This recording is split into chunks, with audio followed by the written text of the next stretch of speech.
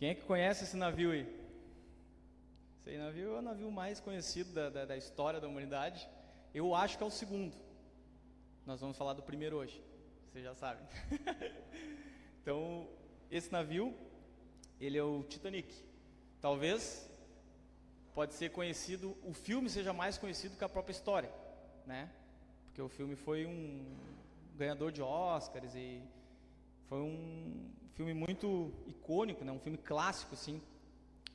E um pouco sobre a história do Titanic é que ele foi pensado para ser o navio mais luxuoso e mais seguro da sua época, gerando lendas que ele supostamente era inafundável.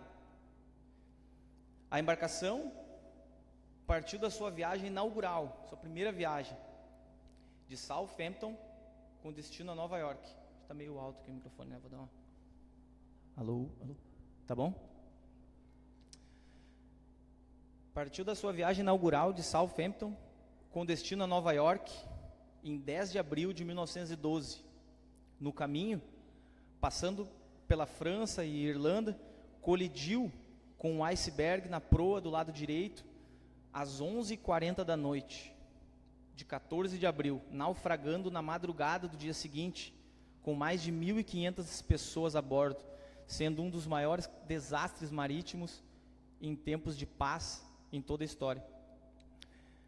No começo do século XX, o Titanic se tornou um navio de passageiros, o maior navio de passageiros do mundo, e ficou famoso porque entre a noite de 14 de abril e a madrugada do dia 15 de 1912, afundou em sua viagem inaugural de Southampton, no Reino Unido, rumo a Nova York, após colidir com um iceberg. Então, pode avançar, tem algumas outras fotos dele, para mostrar o quão luxuoso era o navio, né?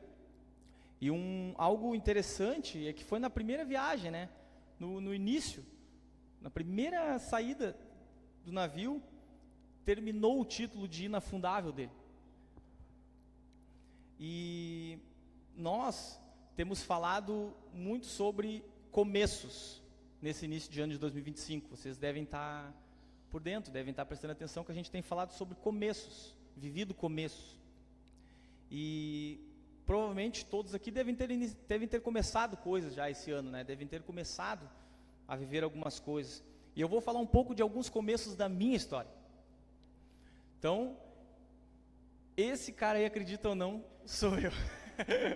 Então, essa é a primeira foto que eu e a Melissa tiramos junto. Nós não tínhamos nada ainda, nenhum relacionamento, nós não éramos namorados, nem nada. Apenas num evento da igreja a gente tiraram essa foto e acabaram pegando nós dois. E depois a gente estava olhando anos depois, cara, essa é a primeira foto que a gente tem junto. Pode avançar.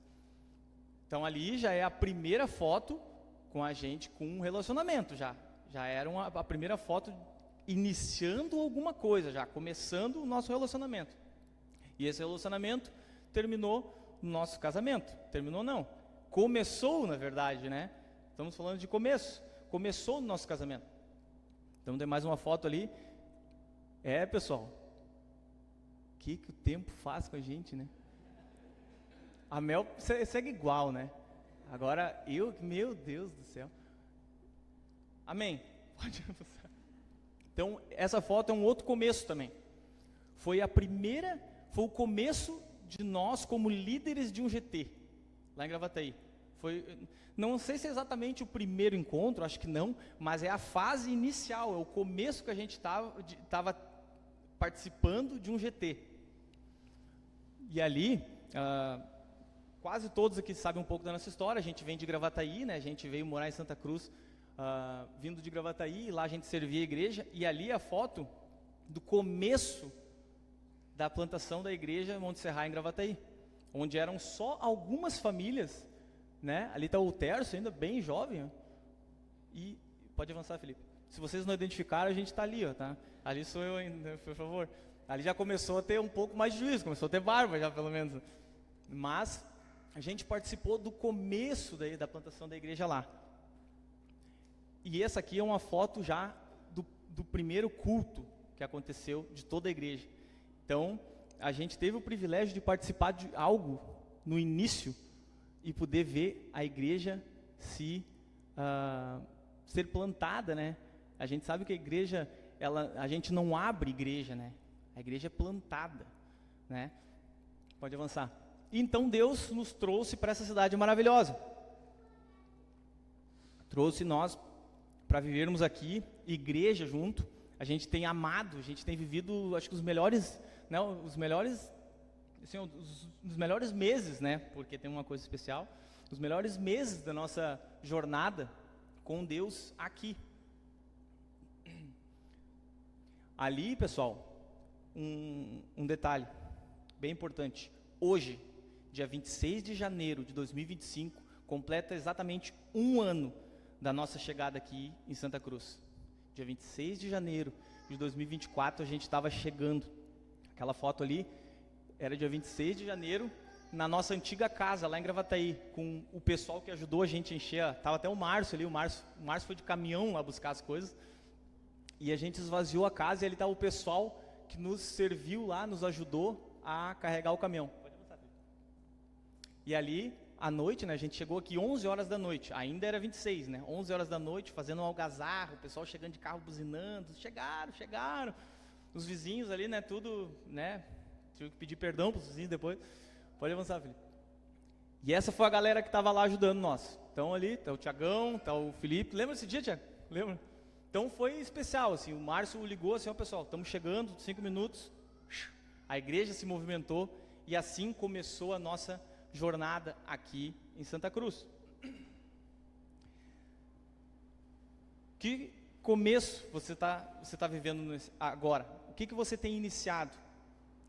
Nós vamos falar hoje sobre nesse tom de começo, nós vamos falar de um dos maiores começos da história.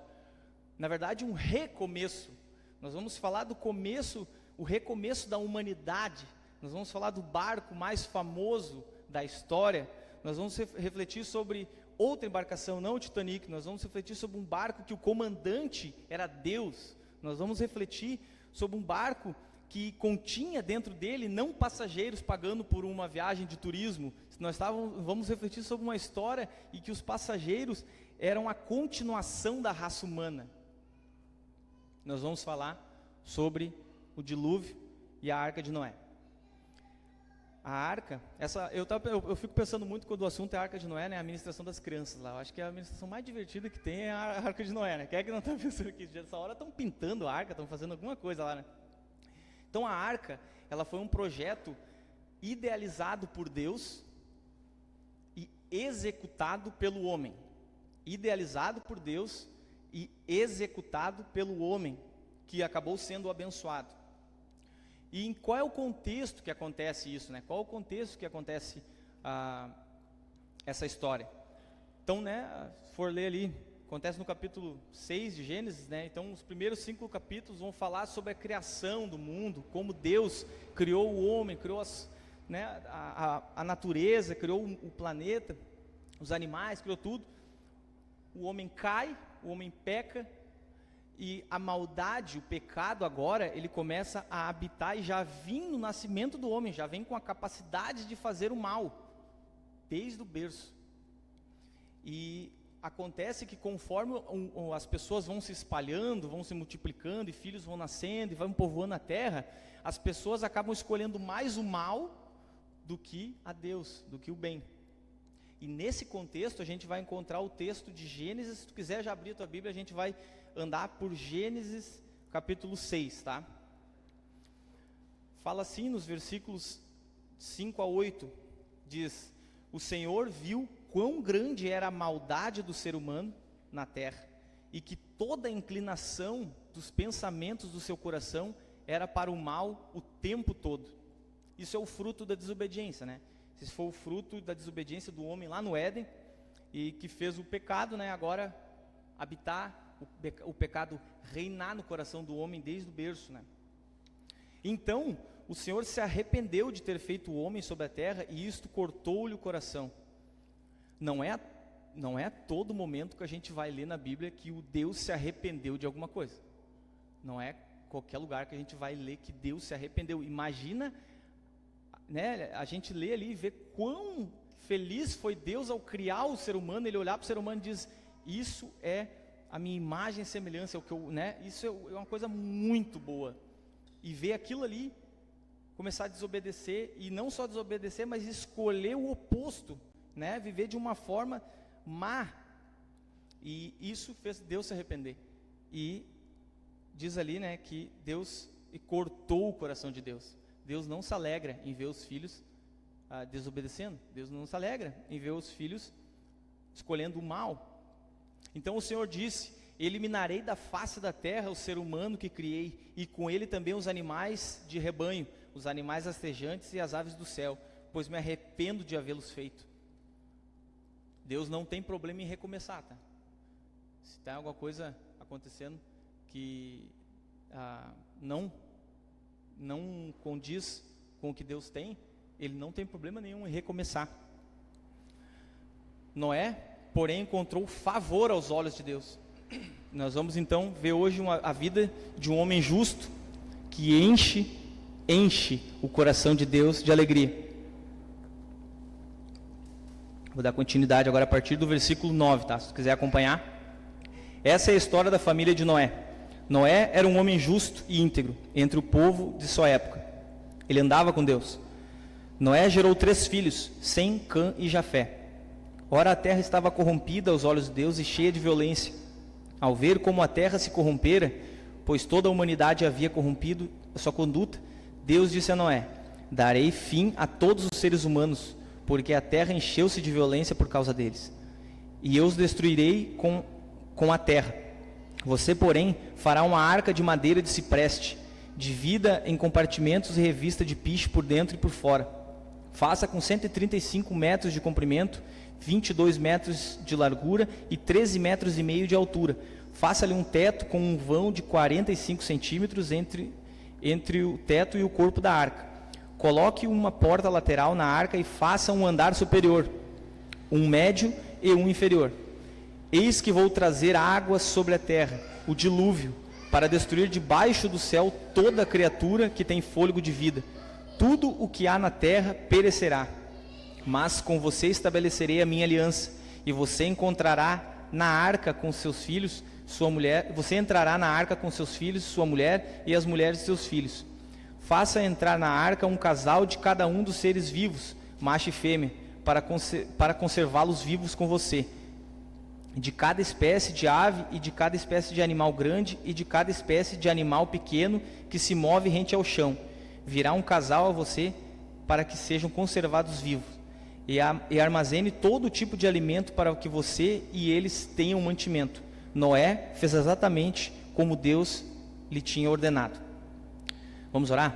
Deus, que o Senhor possa estar falando aos nossos corações, Deus, através dessa história que muitos de nós já leram inúmeras vezes, Deus. A gente já até assistiu filmes sobre isso, já ouviu, já contou essa história para os filhos. Mas a gente sabe que a Tua Palavra, Deus, ela é viva e ela fala no nosso coração de formas diferentes. Então eu peço, Deus, que o Teu Espírito Santo possa estar tocando no nosso coração, Deus. Possa estar falando conosco essa manhã e que a gente possa receber de Ti tudo o que o Senhor tem para falar para nós, Pai. Em nome de Jesus. Amém. Então vamos ressaltar alguns pontos aqui desse texto. Que o plano da salvação da humanidade, quando Deus olhou para o mundo e viu que estava tudo uma desordem, estava tudo corrompido, cheio de violência, o que Ele encontra? Ele encontra um homem justo e íntegro. Então o primeiro ponto para termos em mente quando estamos falando sobre começos é: viva de forma justa e íntegra. Viva de forma justa e íntegra. O texto começa dizendo que este é o registro dos descendentes de Noé. Noé era homem justo e íntegro entre as pessoas de sua geração. Antes de pensarmos em fazer, antes de pensarmos em querer mudar o mundo, querer salvar o mundo, primeiro nós precisamos cuidar do nosso caráter. Deus está mais interessado no nosso caráter. Deus olha para baixo e Ele não procura quem é que faz melhor coisa. Quem é o melhor carpinteiro, quem é o cara que faz a melhor barco. ele não estava interessado em quem fazia o melhor barco. Ele procura quem é, não quem faz. Precisamos cuidar do nosso ser antes de fazer. Ser vem antes de fazer. O fazer, ele é importante. O fazer, ele é muito importante. No final, Noé teve que fazer a arca, né? Ele teve a sua... Mas não é o que vem antes. Então a gente tem que botar isso na ordem, né? Viver de forma justa e íntegra é mais importante do que fazer coisas. Devemos sondar o nosso coração e ver o que está nos motivando a fazer isso, né? Estamos começando alguma coisa, qual que é a motivação do meu coração para fazer isso? A motivação para eu construir isso, a motivação para eu dar esse passo, tem a ver com o que eu quero fazer, tem a ver com a minha imagem, tem a ver com o que os outros vão pensar, tem a ver com a autorrealização, ou tem a ver com o que Deus está me falando? Falando sobre justo e íntegro, nós nos tornamos justos pela graça de Deus mediante a nossa fé em Jesus. Deus é quem nos torna justo. Romanos 3, versículo 26 diz: todavia no presente Deus demonstrou a sua justiça a fim de ser justo e justificador. Como é que nós estamos aí? Sim. Todavia no presente Deus demonstrou a sua justiça a fim de ser justo e justificador daquele que tem fé em Jesus. Então Deus, ele é justo, e em Jesus ele é justificador. Ele é o que faz outra pessoa justo. Então nada que a gente faça torna-nos justo, mas só a nossa fé em Jesus nos justifica. Buscamos viver de forma íntegra. Isso aqui tem a ver com nós. Isso aqui tem a ver com o fazer. Viver uma vida íntegra. Filipenses 4:8 fala: finalmente, irmãos, pensem em tudo o que for verdadeiro, tudo o que for digno de respeito, tudo o que for justo, tudo o que for puro, tudo o que for amável, tudo o que for de boa fama, e em tudo o que houver alguma virtude ou algo de louvor. Pensem nessas coisas. Então, pensando sobre começo, sobre iniciar, precisamos lembrar de viver uma vida justa e íntegra antes de começar qualquer coisa. Segundo ponto, a Bíblia fala que Noé andava com Deus, versículo 9, andando com Deus. Esse é o segundo ponto da manhã. Quando andamos com Deus, nós o conhecemos melhor. Quanto mais perto a gente está dele, a gente melhor escuta a voz dele, a gente mais alto consegue ouvir. O caminhar com Deus não é uma decisão feita uma única vez na nossa jornada, não havendo necessidade de dar seguimento. Não é uma vez, eu aceitei Jesus. Sabe que o termo aceitar Jesus nem existe na Bíblia? Tu se torna um discípulo. Não existe eu aceitei Jesus. A gente traduziu, né? A igreja traduziu essa palavra para aceitar Jesus como o ato de aceitar o fato dele ter morrido na cruz, ressuscitado, e ele ser o único caminho para Deus, o único caminho para o céu. Mas às vezes a gente cai no erro de pensar que um ato, algo que eu fiz, elimina tudo que eu preciso fazer depois. A palavra andar ali, está falando de Noé, né? Andando com Deus, aquela palavra de andando no hebraico, ela tem a ver com estilo de vida. Ela tem a ver com morrer, ser capaz de morrer pela causa. Eu estou nesse trilho aqui e eu não saio. Então, quando a gente decide andar com Deus, é mais profundo do que só uma decisão. Ela passa por uma jornada que começou nesse dia e ela vai até o fim da minha vida, nessa terra, e continuar no outro lado. O andar com Deus são decisões diárias, vivendo o tudo que sou, o tudo que tenho, pelo tempo que me resta. Essas três coisas é o andar com Deus. O tudo que sou, 1 João 5,19 diz: sabemos que somos de Deus e que o mundo já está sob o poder do maligno. Tudo que tenho Romanos 11:36, pois dele, por ele e para ele são todas as coisas, e a ele seja a glória pelos séculos, amém. Pelo tempo que me resta, até quando isso? Pelo tempo que me resta. Salmos 39, versículos 4 e 5 diz, mostra-me, Senhor, o fim da minha vida e o número dos meus dias, para que eu saiba quão frágil eu sou. Deste aos meus dias o comprimento de um palmo, a duração da minha vida é nada diante de ti. De fato, todo ser humano, por mais firme que esteja, não passa de um sopro. Andar com Deus é mais do que só uma decisão. É viver o tudo que sou, tudo que tenho, pelo tempo que nos resta. Terceiro ponto. Estamos vivendo em um mundo corrompido. Versículo 11 diz, a terra estava corrompida diante de Deus e cheia de violência. A solução de Deus para salvar o mundo não é retirar-nos do mundo, ou que nos isolemos das pessoas, mas que habitemos nessa sociedade caída e cheia de violência, como o próprio texto diz. Hoje vivemos numa sociedade semelhante, né?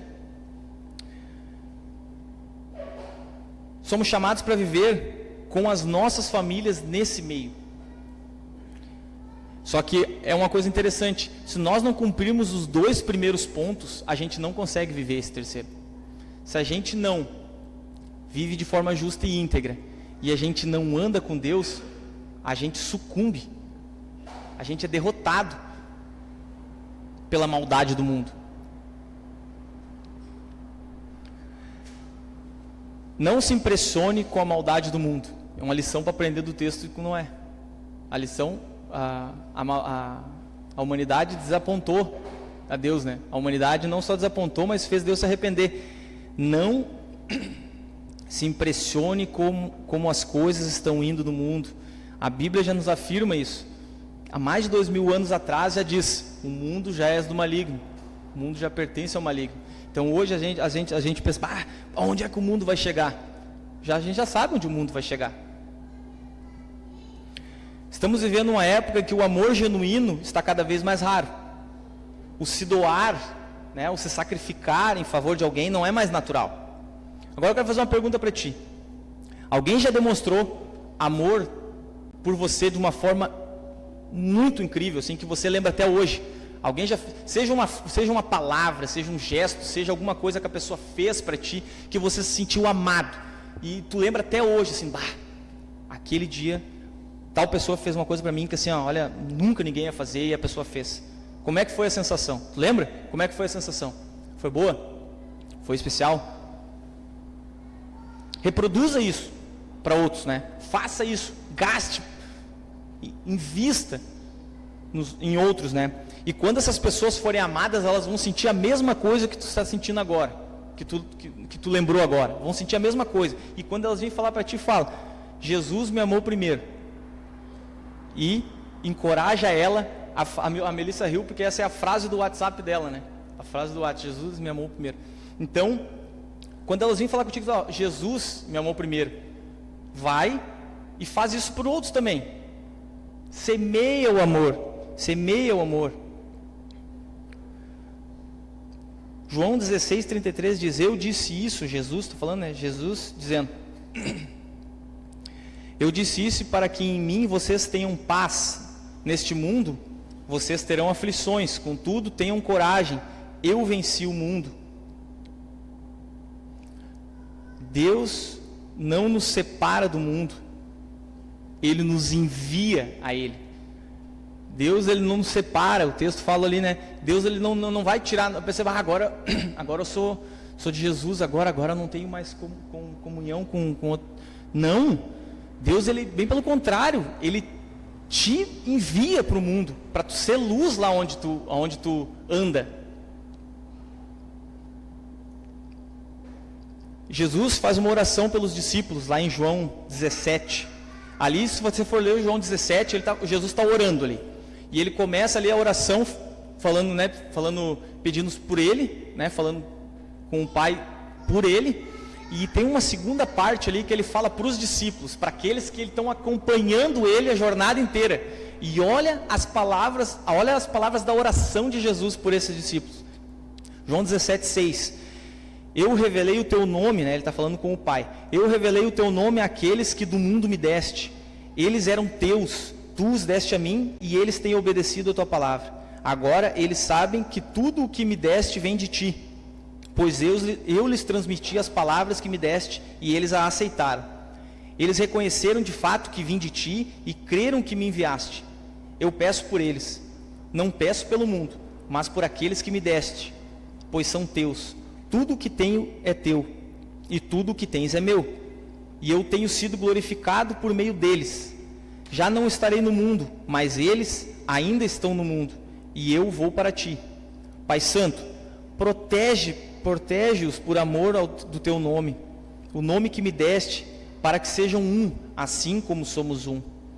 Enquanto estava com eles, eu os protegi e os guardei no nome que me deste. Nenhum deles se perdeu, a não ser aquele que estava destinado à perdição, para que se cumprisse a Escritura. Agora eu vou para ti, mas digo essas coisas enquanto ainda estou no mundo, para que eles tenham a plenitude da minha alegria. Dei-lhes tua palavra, e o mundo os odiou, pois eles não são do mundo, como eu também não sou do mundo. Não peço que os tires do mundo, mas que os proteja do maligno. Eles não são do mundo, como eu também não sou. Santifica-os na verdade, a tua palavra é a verdade. Como me enviaste ao mundo, assim eu os envio. Em favor deles, eu me santifico, para que também eles sejam santificados pela verdade. O próximo ponto é que não pertencemos a esse mundo.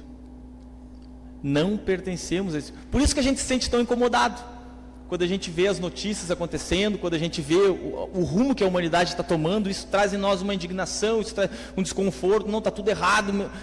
Por quê? Porque nossa natureza não é daqui, a nossa natureza não é do mundo, e a Bíblia já fala que o mundo vai numa direção que Deus não vai. Quarto ponto, passando pelo ponto 3, a gente chega no fazer, né? A gente chega no trabalhe arduamente com foco na ordem de Deus. Noé, quase falei Moisés aqui, né? Aquela piadinha de quantos animais Moisés botou na arca. Noé, ele teve que trabalhar. Imagina tu trabalhar 120 anos para construir algo que tu nem sabia como bem aquilo ia acontecer, porque a Bíblia fala que não tinha chovido ainda não havia chovido. Então tu está trabalhando 120 anos, né? Trabalhando dia após dia. Imagina, eu nem sei muito bem o que é chuva, não sei. Deus falou que vai, mas pediu para fazer.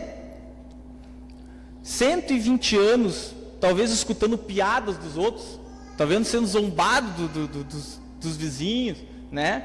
A família sendo ridicularizada, talvez. O pai do coelho lá, o louco do barco. Pode chamar o Noé de o louco do barco, né? Imagina os filhos dele sendo zombados pelos filhos dos outros, talvez, né? O pai dele está construindo um barco lá no fundo do pátio dele lá e diz que Deus vai mandar água aí para ele andar com esse barco nesse deserto aí. Nossa vida, muitas vezes, nossa vida com o Pai passa por momentos assim, né? Nossa vida cristã passa por momentos assim. Vamos sofrer algumas humilhações, vamos sofrer algumas discriminações, vamos ter algumas razões até para desanimar. Mas quando a ordem de Deus é clara, não podemos pensar duas vezes. Devemos ir em frente. Há um tempo atrás, eu tive que fazer uma manutenção do carro. A suspensão toda na frente ali. E eu mandei o carro para fazer, né? Quando eu cheguei na hora de pagar, eu me lembro que a mulher falou assim, eu realmente não lembro o valor, tá? Mas eu vou exemplificar, que ela disse assim, foi R$1.400, tá bom? Daí, não me lembro como é que eu paguei, se foi no cartão, como é que foi? Eu sei que foi no cartão. E a mulher puxou a maquininha, colocou assim e eu passei. Eu nem vi, né? Aí eu cheguei em casa, abri o aplicativo, quando eu olhei, tinha ido R$400, não R$1.400. Eu falei, tenho que voltar lá amanhã. Tá bom. Aí no outro dia mesmo, fui lá, cheguei lá, eu falei, olha, a mulher já pensou que tinha dado algum problema, né, que eu já estava indo xingar, assim, né. Falei, olha, o que aconteceu? Não aconteceu nada, na verdade, tu me falou que o valor era 1.400, tá, mas é esse mesmo valor, até te mandei, eu falei, não, sim, eu sei, mas acontece que a senhora me cobrou 400, falta 1.000, e eu vim pagar esses outros 1.000, né, pagar os 1.000 que faltou. Aí ela tomou um choque assim, mas isso é coisa que muitos de nós, que todos aqui, eu acredito, já vivenciaram isso, o troco no mercado, coisa normal para nós, né, porque, mas lembre, nós não somos desse mundo. Isso escandaliza as pessoas. Então eu me lembro de quando eu saí da oficina tendo pago aquilo lá, eu vi que tinha uns mecânicos assim, eu acho que ela já tinha falado para eles, ele veio trazer 1.000 aí, que do nada. Eu vi os caras olhando meio que dando uma risada assim, tipo, lá vai o bobo. Lá tá indo o bobo, né? Às vezes a gente vai passar pelo estranho, a gente vai passar pelo bobo, a gente vai passar por aquele que está sendo, né, fazendo alguma coisa ali que ninguém mais faria. Mas Deus olha para baixo e espera, ele nem quer ver, ele espera que a gente haja assim, ele espera que a gente viva dessa forma, né? E além de trabalhar os 120 anos construindo a arca, a gente sempre quando pensa em Noé, pensa em trabalho, a gente pensa, 120 anos construindo a arca, né? Eu até ia trazer um martelo aqui, depois 120 anos com essa ferramenta na mão aqui, imagina, 120 anos. Mas depois disso ainda Deus diz para ele, você deve recolher e armazenar todo tipo de alimento para você, para que você e eles tenham mantimento. Cara, depois de ter construído a arca, tu ainda tem que arrumar comida para todo mundo e botar dentro do barco. Imagina isso aí, Lucas. Meu Deus, né? Aí tu você, cara, vai lá, tu vai ter que agora colher o alimento. Deus, sério? Vamos lá. Então 120 anos construindo e recolhendo alimento. Que trabalho, né? Mas a vida com Deus, ela passa por trabalho mesmo, né? A gente às vezes cai na mentira do diabo de que a vida com Deus é leve, sim, o fardo é leve, mas tem trabalho. O fardo ele é leve, mas não significa que vamos ficar sentados e não fazer nada. Lembre, não é uma decisão feita uma vez na vida, é um andar até o fim, pelo tempo que nos resta. Eu queria botar uma frase aqui do Jim Elliot, que é um missionário que morreu no campo missionário. Ele morreu evangelizando uma tribo no Equador, trazendo Deus para aquela tribo. Chega a me arrepiar, ele é uma das inspirações para mim. Ele gastou a sua vida pelo ministério, ele gastou a sua vida para que pessoas conhecessem o amor de Jesus. E ele diz, não é tolo aquele que abre mão do que não pode guardar, para ganhar aquilo que não pode perder. Vou ler de novo.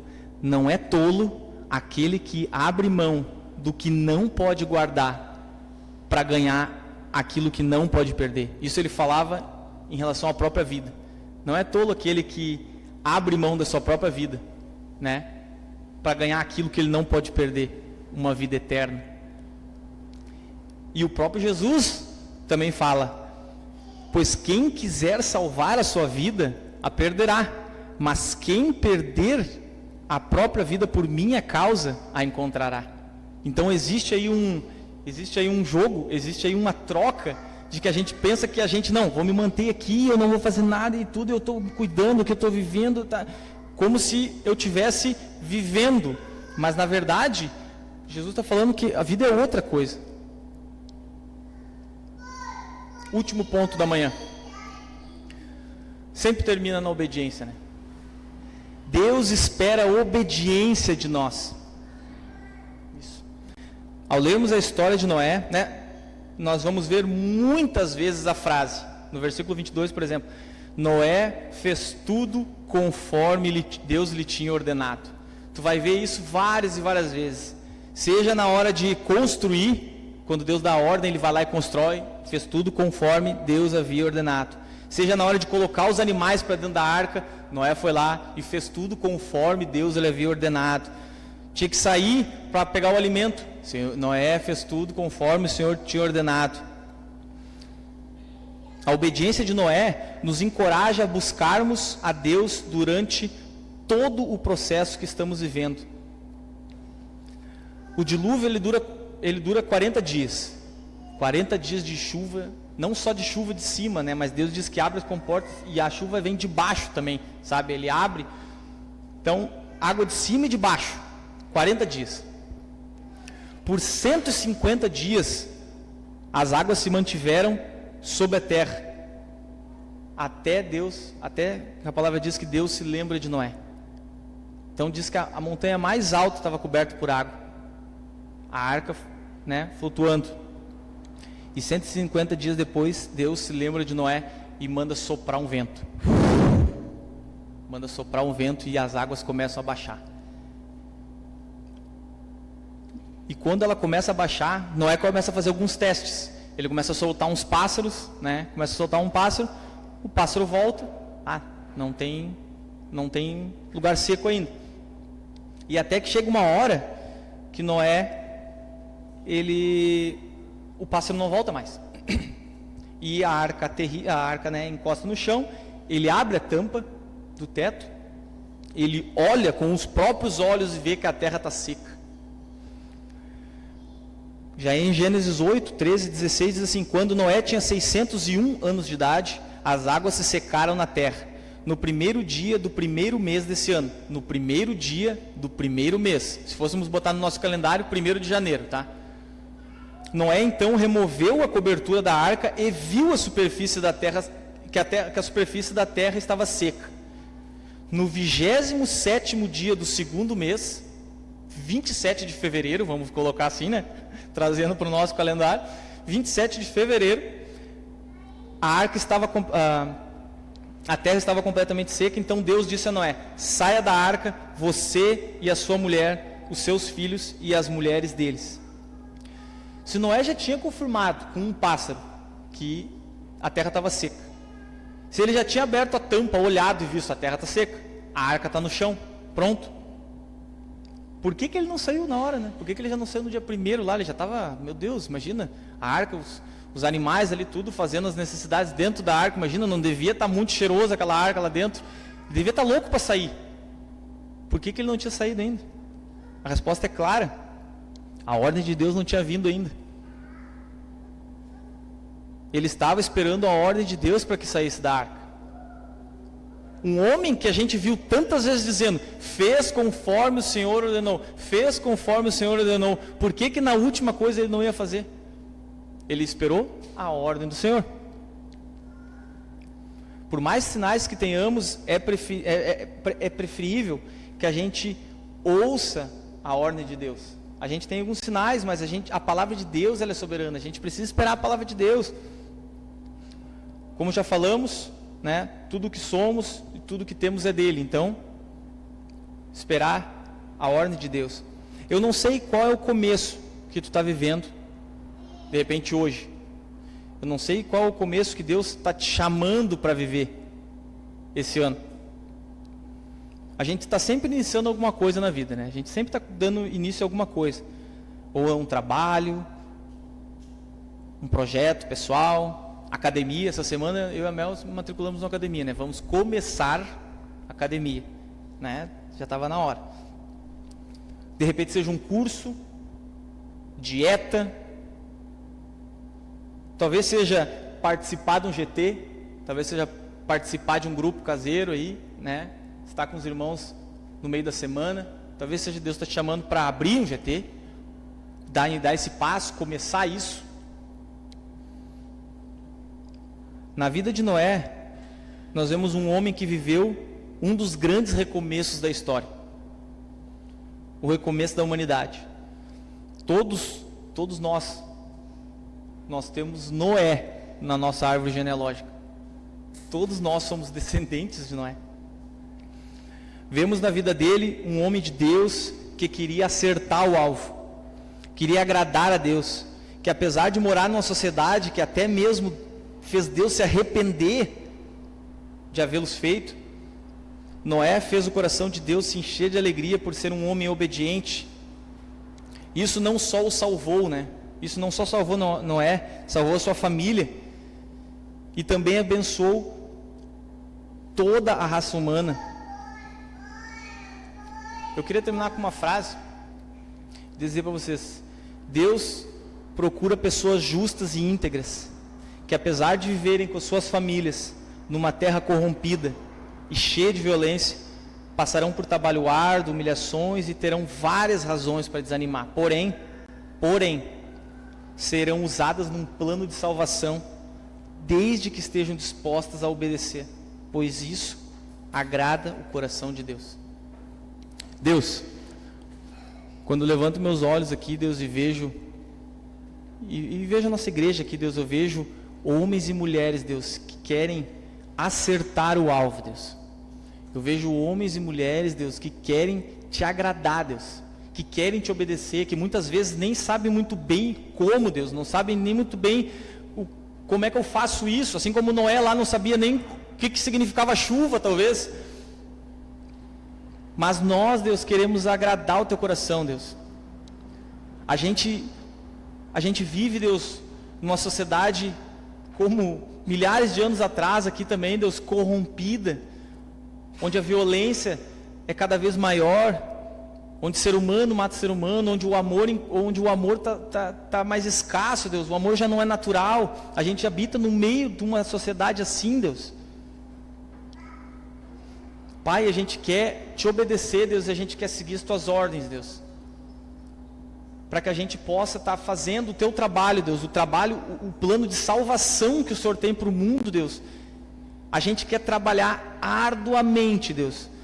Nós queremos trabalhar arduamente nessa obra, Deus, gastar a nossa vida para isso, Deus. A gente sabe que nós não somos desse mundo, mas o Senhor escolheu nos deixar nesse mundo, Deus, para que possamos testemunhar do Senhor aos outros, para que possamos levar esse amor que temos recebido de Ti a outros, Deus.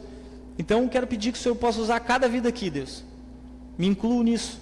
Por favor, Deus, que possamos aproveitar as oportunidades, que quando o Senhor olhar para a terra, Deus, o Senhor vai ver um homem justo e íntegro, na qual o teu plano de salvação pode passar por ele, Deus.